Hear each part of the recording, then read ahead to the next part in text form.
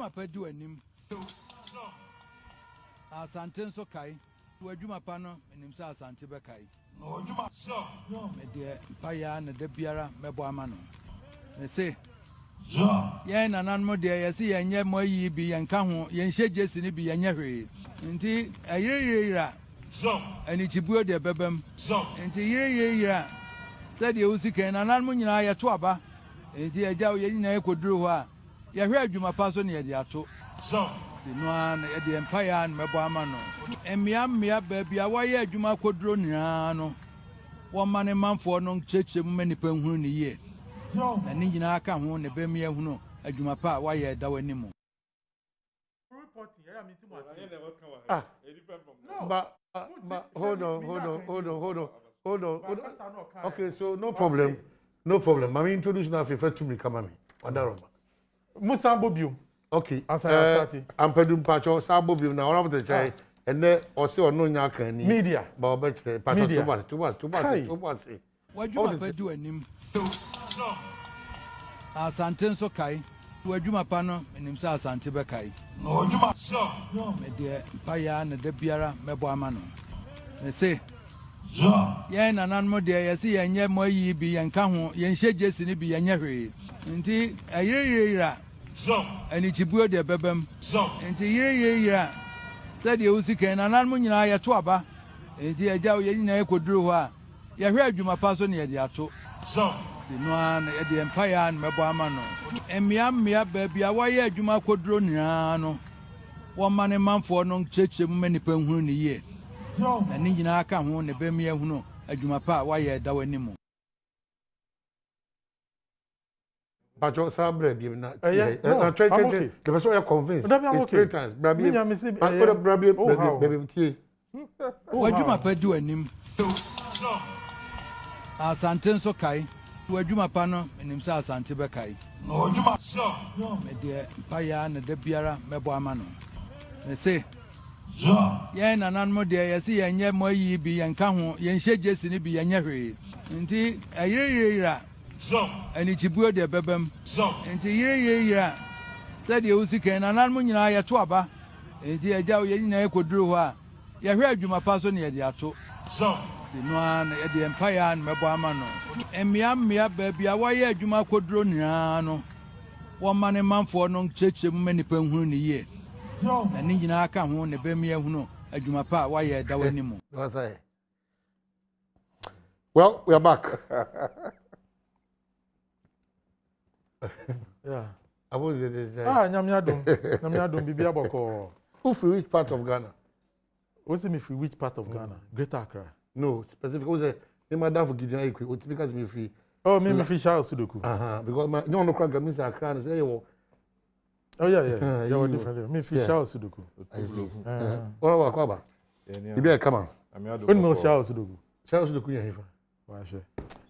Baby, ana wa ball titi say kutere uni mo no nso. Baby, papa yo hene ne former information minister. Unu akuse. Minima Akusi. Into Upai fa Akuse Kronuma. I will call Asutwari. From Asutwari, we will call Usuwe.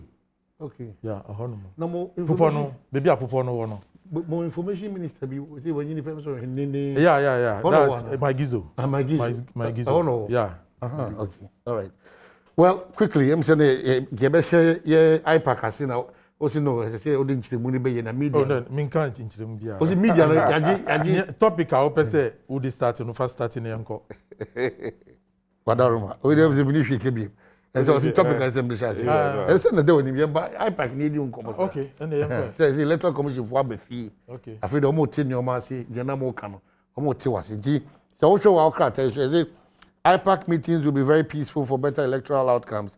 Electoral Commission assures. The Electoral Commission has assured that inter-party advisory committee meetings will soon be less contentious ahead of the December 7th elections. The Commission has, under its current leadership, witnessed a number of boycotts of such meetings by political parties, mainly by the opposition National Democratic Congress. Admitting the difficulties in building consensus during some of these meetings, Chairperson of the Commission, Madame Jane Mensah, said, efforts are being made to address the challenges of all stakeholders. And there's a quotation here, We have no doubt that this partnership will promote the needed peace that we are all willing to see as a country. So let me end here. Yo, anopay, when you can see with the army, Mechia, your incoming president. Ghana's incoming, not your party's incoming. Yeah. For January 7th, His Excellency John Dramani Mahama, Mino Kasai. Oh, my region? Yes. Na, apro no, kuye pa. Yeah, me monitor. Ya daye nyana no mo bono areas ni nyina any supporter. Amode ma your flag bearer, the next president of the Republic of Ghana. Ya da mu nyina ase. Sanso na your running mate Jenana Professor. Ono nso Central Region. Ya da mu nyina ase. Any supporter mode mano. Ya da mu nyina ase. Ya me say Ghana fo nyina ehu say nsisan mu no ni ade a ehia Ghana fo. Meko so no so na Antichristi Junkwa government hospital. Antichristi yes mbona baso. Oye juma wacho. Yeah. Or boy juma. Minimum sa no pay. Ono so hwe kakra obibi a owo. IPAC will be very peaceful for better electoral outcomes. Anopay ana the electoral commissioner a press conference. But she say no ade ba ko a yehu ne say insisan ebem. The stance easy take ye. So mo de omuntie obia ne omupe na ombeye no. Ya da Nyankopon ase say edu baabi na ade no so mirimu na untumi enhumi a oho na ohun say ye won nkofo bi a ye from stakeholders. Na stakeholders no ubi bia be ko yie no depends on stakeholders. And no thing no at the beginning na yisi no omo mumo so omo ni electoral commission omo na wo say ayi omo ye ni omo pese omo ye me say mo de mu nim emre no endu ye na emre no du a se muni political parties no eba betenase anase muni omo ntenase a ye behwe. But I believe say easy omotie wise counsel from His Excellency John Dramani Mahama. Kokobo di mo omo no omotie bibipa efrim sanso ebia omo council of advisory council no omo so me sure say omo ni omo atena epon ho ama omo hu say bebi omo ni omo di oman no enam no eyatro na say yanhwe ni yi a ye democracy ye tumi agina honumu the fourth republican constitutional ye di si honumu a agina honumu no say omo anhwe ni yi a nyama enko yie enti no omo tie no wa supem ena omo aba montin ebeka kire Ghana fo nyina se sese no omo ni ye nyina ebetena ase na nia ese efata no ye nyina ye eno ana ade a ye nyina ye hwehwe institution bi eni ho Ghana hanu mo obeka se ono is an island on itself dabi eye Ghana fo ena di sa atumi no amount enti woni ye bibia wo ye bia no stakeholders was only omu ye adwuma no was only omu enya nkitahudie na ye duru baabi no na afi nyama aye basa. But NDC as a political party no yama isi for any year and come here down consistently no ye persist ye making sure say nyama koso wo isi for omedwumedie mu enye ade a beboa ye kan bi mami nka bi amamuo no ye de to dwa ana Ghana fo nyina ehu ye obekai ye starti exhibition exercise the NDC as a political party no ye de nsembebre etu dwa na asiasia na ye starti say ye di sa nyama no tutu abontin no na isi no was just reactive. And bibi ombe bia the ensemboni and bata ho. But NDC as a political party, yenim say in some na ye kanu, in some eye no kreno. Yama omuni ye am prevent ye from nyama was say ye. Because ye hu say yamfa ya no antu nsam no mu a betumi di basabasa ye aba elections on voting day. Adenti. Yeah, registration exercise ni nyina NDC as a political party no. Na ye keep track, ye keep data of anopa ewia up to enumerate registration mo ye bia before on be ending registration no. Na ye keep sa nyoma ni nyina. Na ye keep no, we were just tracking what the EC was doing. Enti answer EC edi ni provisional register ebeba no. Na Greater Accra ya provisional register dada. Enti no from day one na ye monitor adia ebeba e wo register no mu. Ampa so day one na obeka ya. Na me wa ahoma so Joy News Adum FM. Na me ka challenges a yehu e wo sa register no mu.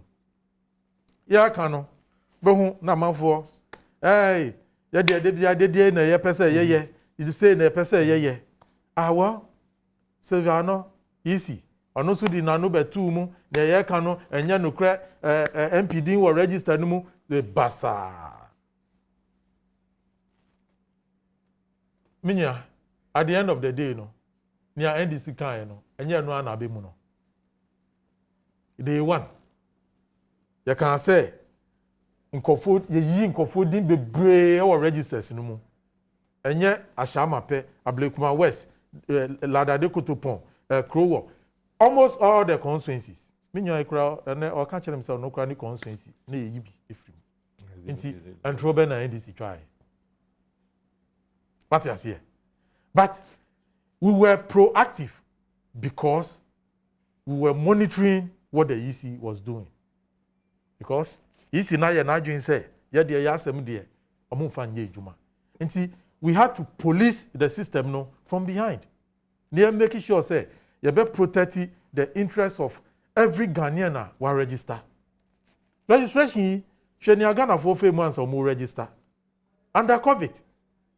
Na manfo edi omho agimu because ompese omudin eko eyinumu. Nti ye ene ehun abamfaso nyama ye raise ye duplications nkofo ye omudin nkofo pictures ni nyama nyina ye omafo di atem ene corrections na easy na onim mi ade ye misre ni say anase ye mi wonwa ni say corrections ni so mo ye no ye ni to edin no sirikwa but me say Greater Accra till the last person or register here. Say needing ebeba register no no. Answer ye beja easy for. All right, okay. I mean that's till the last person or register here. I'm sure that is all we all needing ebeba register no no. Yenja asem no. Okay. Oh. Me da se me chia omo mo hwe na etiefo nyina. Edi kan mema Alhaji Maiga abusianfo yako Alhaji Maiga ono ma Nasara Club ejina pa for the year fan say on the first official chairman of Nasara Club na osayo hini wo me constituency dego abusianfo nyina bebre gu me constituency. What's the problem? Oh sorry won't Drechi ya say only accident for voluntary council. Oh ya no pami ba hekura ne bana na me ne kasa Ona kasa no we no kasa film ya say flat tire na kan ko shi articulate biase mo pa because for the past weeks they be my officer and ote ya na be fa we obi am my son also we have help so ko me hwa mo we no be ka chem secretary gwa na no no papa ya de bi o betra o hwehwe wa so we kwa wo meeting so do on twen na o de no be nyata mai did ye kasi ni enya mo bopa me first me ti gram ade o yare up and down no home no ayare na afem ko bisa mu a ka akwanhia nti enya yi kese me ma na busiafo nyina ya akọ senia musem na tenanu a no musie no nti aka se benya na ya ho ayi nti ma bia ya akọ ya nya eyi pa na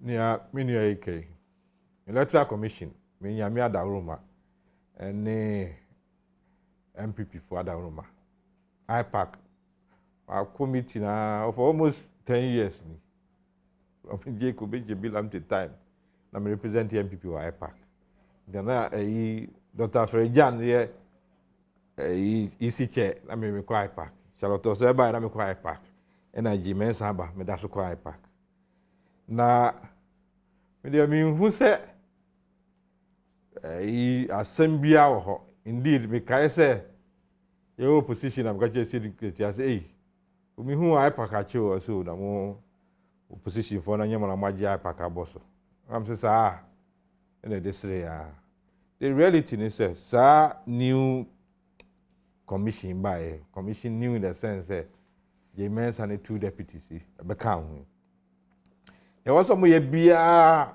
rema IPAC akoso no mo ye e do stage bi kwa na committee na bi no abere record no mo the radio so no mo de ka wo mo am e do stage bi so so dia memo bi am record wo ho but the reality is the first by election I also west for gone mo fry park meeting me nyina ko transi me nyina gi date ni tu mu se de kwa by election and this ma obi akra sign ho because I don't know say asem ba ho eni na me no am say o mo mpre ade na isi amasa date no me bi nkura de copy court isi ahwe ama ya by election wo say ye isi ahwe ama ya friend mo krom ha isi ya ahwe ama ya district level elections sa isi ya say no mo say ni ebe to ye ni ebe to ho register mo aye elections o mo dia fa elections mu mienu 2012 and 2016 say no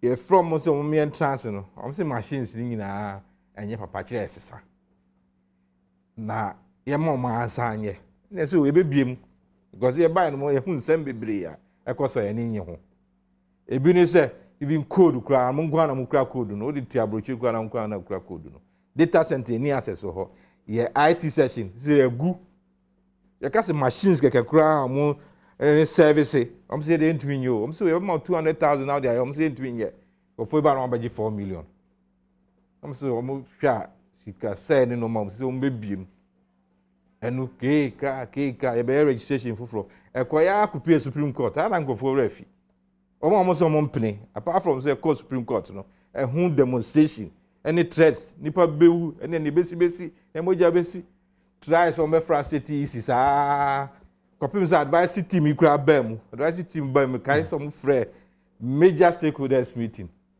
Oh, Coconut Grove, maybe Kobe. Majority of the parties so yeah, my registration in Koso. If you see the boy majority registration in there. And then when you say COVID, baby, come back kunyina. At the end of the day, no. You to me I registration, ya me adum. You see for more diama. They say mama register for fraud. Now mrane chire say so we register na why bia na provisional register afena enwe peyo afena also we beto na biem no bia akohwe na akohwe amra ne se tu ha beko na udin nim fill form na emfa udin hyem ubeko na obi o ha na din wo mu a wo feel say ni kwan so say ni din bewom eno so ba fill form and the further exclusion form we work at the panel film as we minimum na tifie the film ansa na bi work na udin ni details no ansa da ma papa why correction and so wo form aba feel na we we nyina say isi no compile sa list no so munya inclusion list enya exclusion list enya correction any multiple ayi kura na o ma ye we nyina wie no ansa na ka say enya certified register na no kura nya se wakwa akaka se where you be die film ya se age atum wo be ko ho court wo ba ko pie aka se ade na wo se enyi asma di film okura card ya man card ya register na ade na wo se enyi film wa ko prove se Be a obetwo ne din no enye ho no also two ne din. What you say? And now so me kohwe no me din ni me kura card, me details ni. As be prove say wa na fa odin him. NDC for how very simple. Electoral commissioners we no omo ni omo yonkofa no enya yonkofa efe. Na enye de. Almost by no. And son nti be ya dunu ye say inclusion for the be provide you details ni be a ese ya be correct am. And exclusion for no there. Obi din wo ma wo so ye film no. I also prove that the content also ye film. In which case, yes, the suspicion of the opposition party is in quote a deliberate attempt by your government and the electoral commission. And na me ba so no. Eti baby ya du no, eye baby a say no. Also mo hwe na mo amudi bam na also bam. Omo mo sesa mo di, omo correct mo di, also mo correct. Omo mo di e also ye film no. Omo hwe na ye film obra say committee adjudication committee no appreciate say you omo di film. Ansa na be certified register. Na omo be start exhibition ni. Ye ma constituency be bia e ka so bia collect data ni ehu ni ekoso yes encouraging go no bia go we ni din nti me say me metie me will report not only for Kwapem South but for Eastern region and a fair representation of Ghana etinya dia say bia quite say almost started so stronghold Ghana ECA sa no me aban na ka bom so mpeso musisi yen me na make say me ho degu ebi alaji maiga odi hini wo ha make na asema no pe degu report on the buy nipa 302 ene mom wrong coding did I also me card for from mom my card na ya ka just say ya card for mom koda mom kwasesa if you say code na wrong coding we family other places are e kan nipa 141 ebi wa 20 wa ebi 54 wa ebi 1 2 3 omina omudin nim all sorts of issues I also to address during exhibition. And this is not the first time. Because if you read the 2012 report look, can say, Oma, easy farm, anyone with equipment buy, sell Munkwaya Jumano, a bin man ya Jumani, Obu ha coding, no, or my wrong coding. Obu ha computer, no, a be also be an omiasu ye.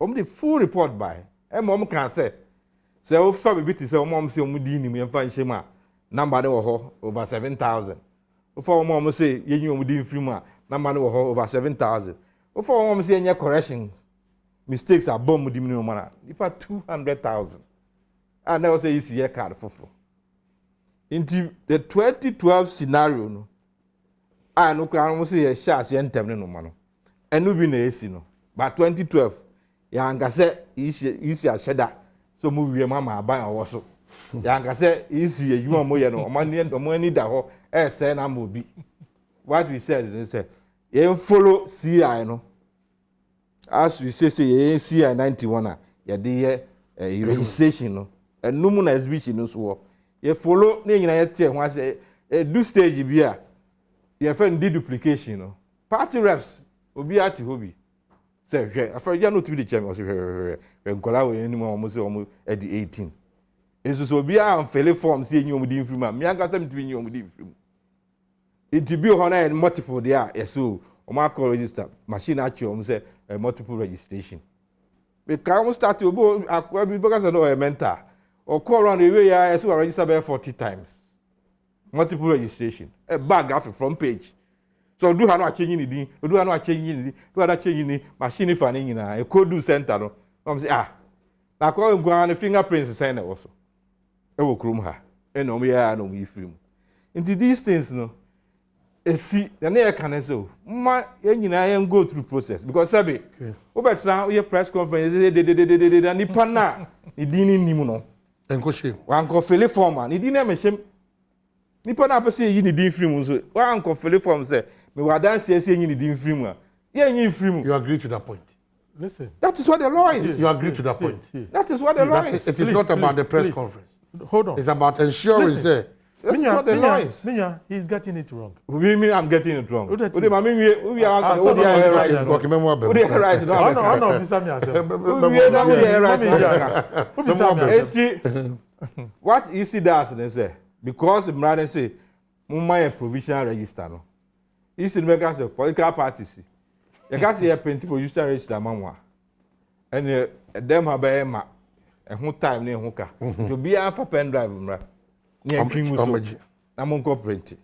Namunya register no. Na no can't say Omunkwana, oh, yeah, registration, no more for data, don't for data. And no say no. Oma sabi omo to registration ase no e no me fi so can be biama is imrane say ye ni o ma hene imrane say day every day bia be registration bia no day ni be end no e say ma print out ye trainer de kan Ntenya de foforo bia oh day ni be end no wo ma ya register for that day no ye mo print out wa representing agent no je print out na je say enne day nipa 18 register wa ha na niema ye mom kaso mom ani nko ho kwa ne se machine no ni bibia na de ya ade chia se nipa 8 na register wa ade chia o say starting from 81 when I started from 90 na 10 bia wa me shema ye hu bi ana say a point or dey akose be di I register 10 bia ka ho inti party bia when ya brace o ya party no every day print out no baje print out do ba we no no nya wa so register in the same register na ekura no say Kwafim Saudi we no nipa say na register nipa 43,000 register isi say 45,000 2,000 efi na mo trans no maka say omo de na kodoso district no omo register nkofo bi kan ho ye wo data no so ade no data na different ni aka na asemasi eti ni ametika aka ne say register ba nsem ho no enye say register no ba be favor obi because we make us strong host in some bebre we be akoso yeah the ene say mo hwe no mo nye ne ye okay than to say so MPP what the MPP bema I just say I dey now kan kwa say no we say we ya na mo say no oh yeah running mate kwa din okonchenyi ni card what is the big deal yeah chairman what is the big deal what is a big deal? Pay your experience. Yeah, chairman. So Kabila, no, can just have that mensa. Okay. I don't know what he did here. And it's a normal thing. He campaigns flood election. We accept flood elections. Yes, we will not. We will not. Is it? Yeah, court 8 months. Flood elections. We will not. The most important thing is that we say when you flood elections, now I am responsible enough. That is what we are doing. Why are responsible enough to say? That is what we are doing. Yes, you cite people. Won't follow due process. Yes, you cite people. Their process. That be repeating your kind. Won't follow due process now. Honorable Obi. That process. But here the make mama no see. Say, they didn't in a chino. Who say? Who friend did? Oh, Brazil Kasa. I say they did. Who say they did? I didn't China much in a correct. As a semutu and a mombi. Yeah. Says a midi ni krata and I say, way and you guys in the back crated one. A honor my home deno and koshe. It is yes, a beer and a baba and a money in the piano and a bemandi paradine. I be shame and I be free. So only mama mean church. I'm not making. So the owner only be the managing. You go managing.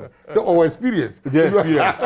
Oh, the experience. Maybe see we now always see. The experience. Sir? Danka. Who the only mean? Yeah, the experience. Okay. There were electoral laws. Yeah. Yes, exhibition. Yeah. Udin amba. And I say Udin asisa.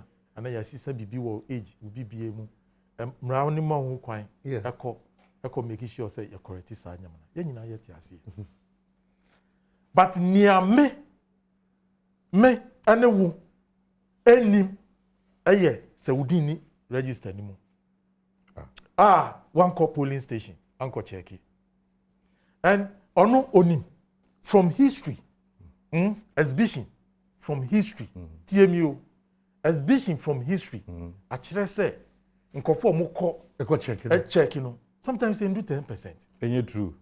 Oh. Any true. This is that 2012 exhibition percentage say that check. I know ko. Go ahead.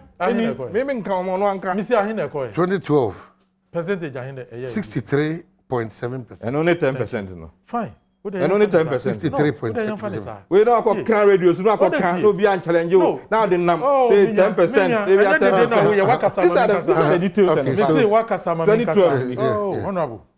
Magro ni nyafe. I go no the hopper. Me say magro ni nyafe. The whole now so when you can now they are. Won't 10%. But the truth again is that me cry me me frɛ sɛ mo hwɛ ma nipa dodo na nya brenko e bi o percentage na ana be kan exactly. I don't say 10%. Oh, please, don't worry. Don't worry. Until the woman say when it comes to exhibitions nkofo enko from history ya dey that one. Now, yen as political parties no, it is your duty say dear you the year registration no, sadi no e bra register no. So whether you went to the police station or not, me ma said here, say me making sure say documentation in terms of me gather during registration. List time one there. Gather no, and there was say what register anymore. And that is what the NDC, ensure say the EC is responding to. Because mami can't show you exhibition exercise no. But when me say na me no what say EC continuously no, they are adding new names to the register. Hold on. That is the law. Oh, the CI is here. That is the law. When you say ABSBC and just register now already. They should see to claims and objections before they arrive at certified register. Don't disturb us. Your presentation also come across as don't disturb us. No. Me brofuna me kan no. See, exhibition. They will let us commission Egusua. If you are not careful, somebody will think otherwise. No. Tie. Names now every register no no. Okay? Say obi and obi attention. How will you know say enipa no? We who say enim. What you say? And you see, honorable okay can say be sometimes you have to say practical experience, you know. Onya practical experience on the field. But MP. Until you should know the practical experience. Which one is the practical experience? During registration, okay? So no see your registration, you know. Obi, you better register a particular polling station in a day. That data needs to be transmitted. Obi ne between data no. E dey akobe be fufuro akọ transmitting. There can be loss of data. And I was mean names are the way. Oh no, as an American. I'm just explaining. Why do you assume I don't know this? Minua. Let me say who can categorical answer. You didn't can now who can do so. You didn't come answer. I mean that categorical. So me names are categorical. Yes. Me also refer to me. And I'm also telling him the practical challenges. So go ahead. Yeah. Exactly. And me so me know the practical challenges. Yeah, practical. What is here? So loss of data. No, listen. That data now you know. Say when you be or no why you very meticulous. No so all monitor data transfer now. Exactly. Or no and obey you what to see I can't say. How? Data now mudi abano or how and that is what the NDC has sought to do. What is here? And say mono I was a boy abaso. Say as a political party, no. I know my heading home. None of my heading. We have been oh, when I see a room, I see no the Mraso de make us exactly. Until young as a political party, no. Near ye pushy electoral commission, no, and they say, ye make sure say a dinner ye every register no without the knowledge of Nkofona Mukra ID card, no. Munum say abatro bieno ebedu mo akoto aba omedu honumu omudin any register no no yen as a political party no ye gina honumu amom se na esi be ya wo fa wo card na abatro bre wo ko honumu a udin wo behu wo register no and that is what the NDC and we will continue to do to ensure say. But this is not a bad position. Your car is different from my position. Mommy, no. Mommy can be different. A bad position. No. To ensure that everybody who is legitimate to vote. And that is what we are doing. And that is what we are doing. But by the law, they cannot even go contrary. Mommy can be being no, T. Who train MR7AC? No. Let me give you a typical. Do you know what happened in Nigeria case? a case no yɛmfa Nigeria case study no it was the same thing ɔmo yɛ registration exercise ɔmo yɛ exhibition nkɔfoɔ ankɔ okay obi assume say the deal obi agye di sɛ ne din wɔ mu on election day den na si yɛ na din ni bebre ni Nigeria minya mami kasa ye pini kama sadia no see wɔ Ghana I see Ghana who does it benefit who say Ghana who does it benefit it doesn't help if it's here who does it benefit minya men kasa who does it benefit it is our democracy that has to benefit no bottom line is it doesn't help exactly it doesn't help inti men kasa who does it benefit the most important thing is at the end say net yenye but we start ya yenye wo ti hono mo wo nka ya ade a maybe now we are the other accuse me ya accuse but the impression that it is the electoral commission a collaboration between yes but who is providing but who's himself to say electoral commission minuma assured from time up to this morning I can say electoral commission has been that credible and has that integrity ama about to within the last few weeks, do you know the changes that has happened to the electoral commission? But I'm saying that is the description I've given to the electoral commission. Hold on. No. Me person can phone you. Listen, yeah, exhibition exercise. They did not even involve the political parties. This I know. What's so called the BR? Why do you mean they don't involve political parties? The only time I started some engaging was after you raising issues, no. Oh, so as to the deletions of the names in the register, no. Answer, holding IPAC meeting at the district, at the national level. And now I know who can say, yakoye 18. That is on Thursday, right? And you want me do 18. And no any register. I'm afraid say yembra meeting. So it tells you say something positive is now coming. And that is top up for the NDC. For the good work. Well, Mr. All Property property development. Property development. Continuous registration starting it has never happened. Continuous registration. What is the meaning of it? You don't know which DC office. The parties continuous registration. Listen, the parties agreed. The parties agreed say until last Friday of every month. Registration or districts. It doesn't happen. It has happened. When I guess it doesn't happen. But when there's an agreement between the parties, when there is an it hasn't happened within the political parties. A date, a time is fixed. Those things are done. But it's on in the continuous now all children. It's in the law. On the daily basis registration is being done. And I said no. Who said that? No. That continuous Who said that? Friday. No, continuous here then. What's the meaning of continuous? They agree, after the major registration. They agree. There's a system in place. If you say, listen, even that one, the political parties, they have to sit. And we have agreed on the particular day. We have agreed on that. On a particular day. We should go and ask those who come to IPAC. No, I don't have to be there. You don't have to. I'm well briefed. Whoa, the continuous not all canon. And I made church. Exactly. The parties. What the party said, and they said, who can agent? EC office. We only do registration when there is an agreement. I mean, and continuous. Watch out, Ghana for me, party for say, the case they be for agent in this state office. Yeah, party for Naga say, we can't afford this agent you got to this office. Just more EC office because they be a register. I agree, say, so we have fixed dates. Nancy, I call IPAC, no. And now, circumstances and everything, no. In the 1st October. Fixed dates is different from continuous. Well, that's the law. Go and read the law. It cannot be implemented. That is why we are doing by an agreed date. Okay.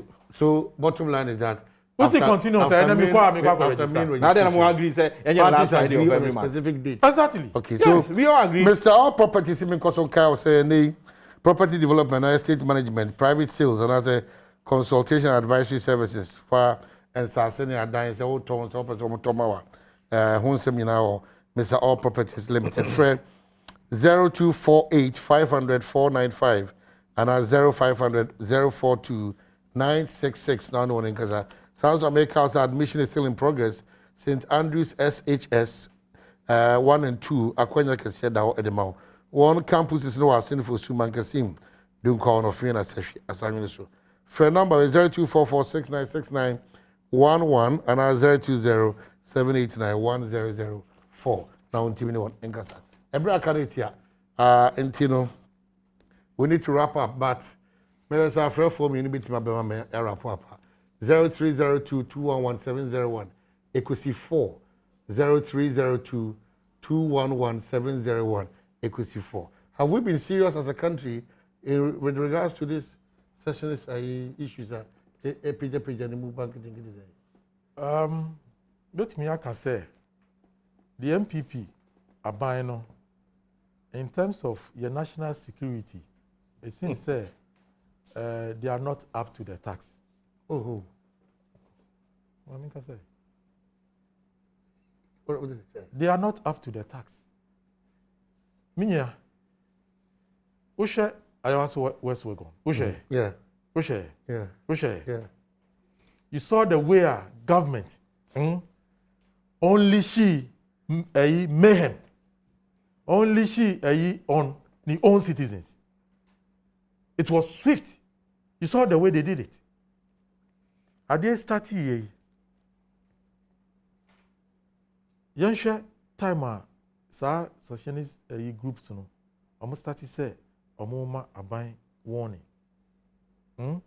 mukra mu hu na mu diaba mu news mu the signboards ACCC kro mu the signboards AESA obi anka hwe na ma ban na idwen say ombe bibia omo de destabilize voter region. I know dear. If you never say, I will say the good one. I put this. Not if you no, maybe I'm no, we need to make it clear. If there is a no. Okay, maybe you know something that we don't know. Yes, we know things that you don't know. Yeah, exactly. Yeah. I will say you. I put this. Let it point you. Let it point. I don't see it. About your consumer bread.